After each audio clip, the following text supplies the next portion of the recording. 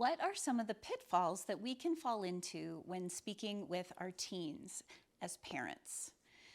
I'm not talking about a 13-year-old. I'm speaking more on the level of the 18, 19-year-old, even the 17-year-old, the young adults, the budding, emerging young adults who are venturing out into the world. Everything is changing for them.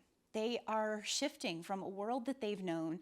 The high school years usually aren't terribly easy for any of us, and we can remember what a shift it was to kind of grieve and say goodbye to childhood and move into this higher level of responsibility with the levels of homework that happen in high school and all the choices we're expected to make and the many different things presented to us. And then you add to that all of the intensity of the number one question every near 18-year-old gets asked: so what are you going to do with your life?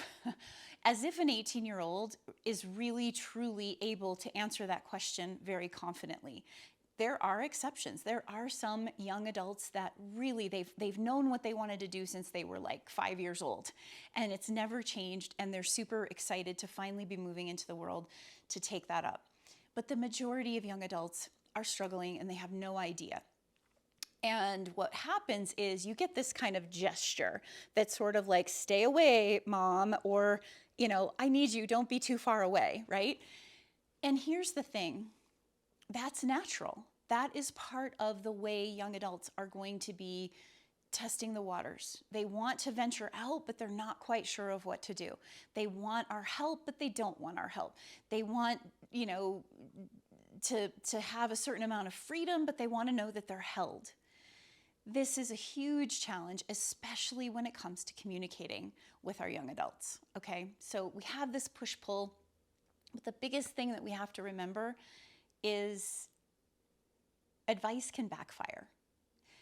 We think that they need advice, maybe they even seem to be asking for advice, but if we just assume that we need to tell them everything, and of course we want them to not suffer, we want them to have an easier time than we remember having, we want them to be set in their world and for life.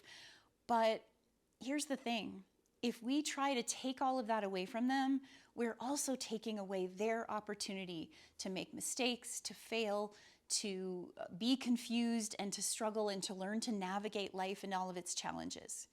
At some point, they're going to have to figure this out on their own. And this time in life, this young adult transitional phase, is like a rite of passage, a natural rite of passage, moving from the comfort of our own family lives out into the world, whatever the choice is going to be. Now, some young adults are going to head to college. Some are like, I don't know what I want to do. I don't think I want to commit the time and the energy and the expense to going off to college when I'm not even sure. Some will want to travel and take a break and a pause. Many, sadly, already feel kind of burnt out on education by the time high school is done, because it's become so intense and focused on this push, push, push, know what you're going to do by the end.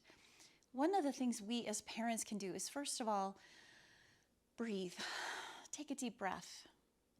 We need to know that everything that they're going through is going to push our buttons too. It's going to bring up all the angst, all the fear, all the overwhelm that we had when we were their age. And we're going to immediately want to fix it. We're going to want to take it away. We're going to want to make it all okay. That's not our role. As much as it's so noble and kind and loving as parents, and so natural as parents for us to want to keep our young adults from that kind of suffering and struggle, it's part of moving into the world, and we have to let them do it. I know that's hard to hear. So how do we speak to our teens? Well, the biggest key, because we know advice backfires on us. They may even seem to be asking, but the minute we do, it's like, whatever, I don't want that. They seem to not listen. I've heard countless parents say to me, it seems like I'll say the same thing to them, at one point, and then it's somebody else will say it 2 months later, and suddenly it's like they're hearing it for the first time.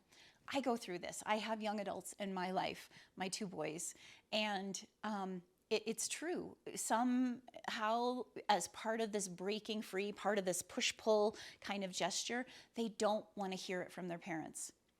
And I know that breaks our heart. It breaks my heart, you know, especially if you've had a good, close family relationship.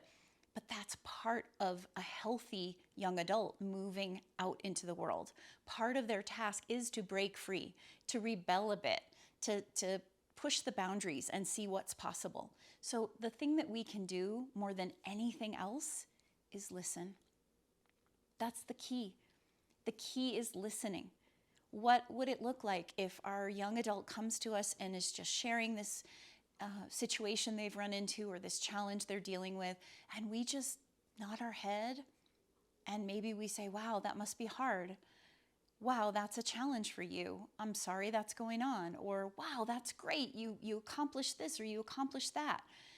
But so many of us, and I see this in so many parents, right away, and I'm guilty of it too at times. I'm always checking myself and trying to adjust accordingly, to not immediately want to make a suggestion or fix something that seems wrong or make it all better. That's what we tend to do. We want to do, well, why don't you just this? Or, hey, I have experience. I know that if you did this, this would work out. And while all of that may be true, nobody's negating what you have to offer or the fact that without listening to you, they may make more failures or mistakes. The thing is, if they're not ready to hear that, can you just listen to them? Them knowing that they have a place to be listened, to just be in the struggle and have that struggle be okay, is more valuable than we can possibly imagine. It's going to maintain a quality relationship. We need to not take anything that's going on personally, including the fact that they're kind of pushing us away and don't want to hear our guidance or advice. It's not personal. It's about their developmental readiness or lack of readiness and wrestling with readiness to move into the world. So if you want to have greater success speaking with your late teens, young adults moving into the world, listen. Practice listening.